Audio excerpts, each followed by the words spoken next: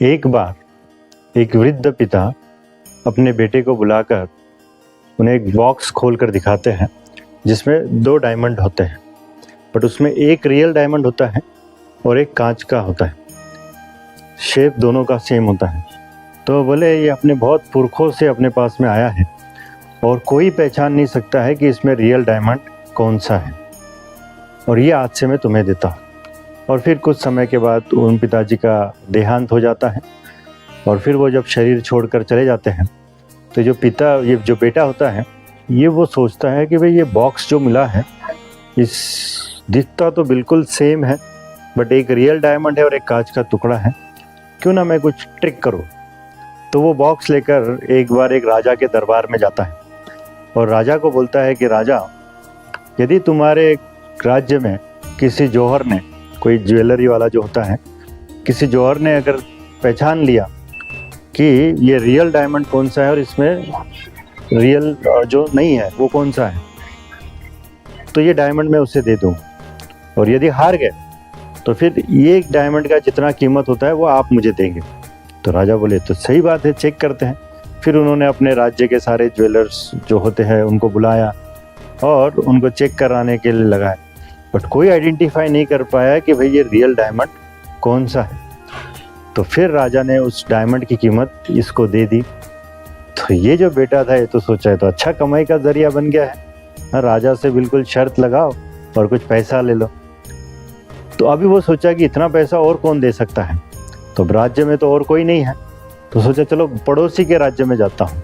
तो पड़ोसी के राज्य में गया, वहाँ के राजा को सेम उसने ये शर्त रखी और वो शर्त रखकर उसने बताया कि भाई पहचानिए, अगर पहचान लिए तो ये डायमंड आपका, और अगर नहीं पहचान पाए तो फिर इस डायमंड की कीमत आपको मुझे देनी पड़ेगी। दूसरे राज्य में भी उन्होंने ट्राई किया, बट वहाँ पर भी देखा कि भाई ऐसा तो कोई दिख नहीं रहा है, तो वहाँ पर भी राजा तो एक्सेप्ट कर चुके थे, सबने चेक किया, किसी ने नहीं किया। फिर उसने और तीसरे राज्य में और इसी तरह से प्रयास किया, तीसरे राज्य में भी वो जीत गया, तो अच्छा खासा पैसा जमा हो रहा था। फिर वो सोचा अब चलते हैं वापस घर। तो घर की तरफ जब वो जा रहा था तो वो फिर एक छोटे से राज्य से गुजरते हुए जा रहा था। तो छोटे से राज्य में उसने देखा कि उस राजा ने अपनी जो सभा थी वो सभा बिल्कुल खुले मैदान में लगाई थी और उसी में उसकी सारी सभा चल रही थी, सारे मंत्री लोग बैठे थे। तो इसको लगा कि भाई अब जाते जाते एक और राजा को भी चेक कर लेते, थोड़ा और एक्स्ट्रा पैसा मिल जाएगा।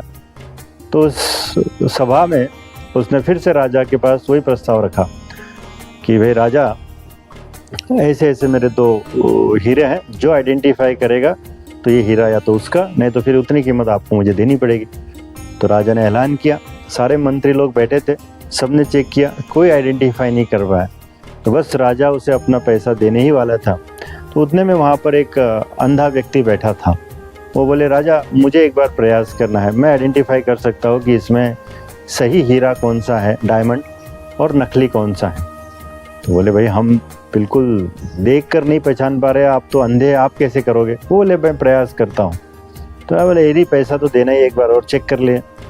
तो उस अंधे व्यक्ति ने जैसे ही दोनों हीरो को हाथ लगाया, एक नकली एक असली को, तो उसने पहचान लिया कि इसमें असली कौन सा है और ये कांच का कौन सा है। तो यहाँ पर ये जो लड़का था ये हार गया और फिर इसने वो हीरा उस अंधे व्यक्ति के हाथ में दे दिया। अब सब हो गया। फिर ये वापस उस अंधे व्यक्ति के पास गया पूछने के लिए कि भाई आपने ये आइडेंटिफाई कैसे किया कि भाई असली हीरा कौन सा है और नकली कौन सा है। तो बोले मैं देख रहा था कि सब लोग उसको चेक कर रहे थे और हल्की सी धूप थी, क्योंकि अभी ठंड के दिन थे, तो राजा अपनी सभा बाहर लेता है ठंड के दिनों में। तो हल्की सी धूप में जो रियल डायमंड होता है वो ठंडा रहता है और जो कांच का टुकड़ा था वो तो बिल्कुल गर्म हो गया था। तो हो गया, वहीं पर चेक कर लिया। तो यहाँ से हम एक चीज़ सीखते हैं कि छोटी छोटी चीज़ें हमारे जीवन में आती हैं और हमें गर्म कर देती है। गर्म करना मतलब एंगर। सो बहुत बार मुझे पेरेंट्स पूछते हैं कि हम, या पेरेंट अपने बच्चों के लिए पूछते हैं, खुद के लिए भी हो सकता है, ये तो सबकी प्रॉब्लम है, तो हम अपने गुस्से से ओवरकम कैसे करें, गुस्से को काबू कैसे करें। तो छोटी छोटी जब भी चीज़ें हमारे जीवन में आकर हमें अगर इस प्रकार से प्रोवोक करना, मतलब उत्तेजित करना, अगर हमें इस प्रकार से अगर चीज़ें गुस्सा दिलाती हैं तो फिर हम समझ जाना चाहिए कि हम कांच के टुकड़े हैं। हम दिखते भले डायमंड जैसे होंगे बट अंदर हमारे अंदर हम कांच जैसे हैं। लेकिन अगर हम रियली डायमंड बनना चाहते हैं तो फिर छोटी छोटी चीज़ों में हमें शांत रहना चाहिए। शांत दिख तो रहे थे क्योंकि दोनों डायमंड जैसे दिख रहे थे, तो दिखना शांत एक अलग होता है और मन को शांत रखना बहुत महत्वपूर्ण है। क्योंकि हम अपने जीवन में जितनी क्रिएटिविटी चाहते हैं, जितने काम करना चाहते हैं, जितने हमारे आइडियाज़ है, जितने ड्रीम्स को हम अचीव करना चाहते हैं, वो सारे चीज़ें तभी अचीव हो सकती है जब हम अपना मन शांत रखें, गुस्से में हम बह ना जाएं, राइट। तो इस प्रकार से ये छोटी सी एक स्टोरी से ये बहुत अच्छी शिक्षा हमें मिलती है। धन्यवाद।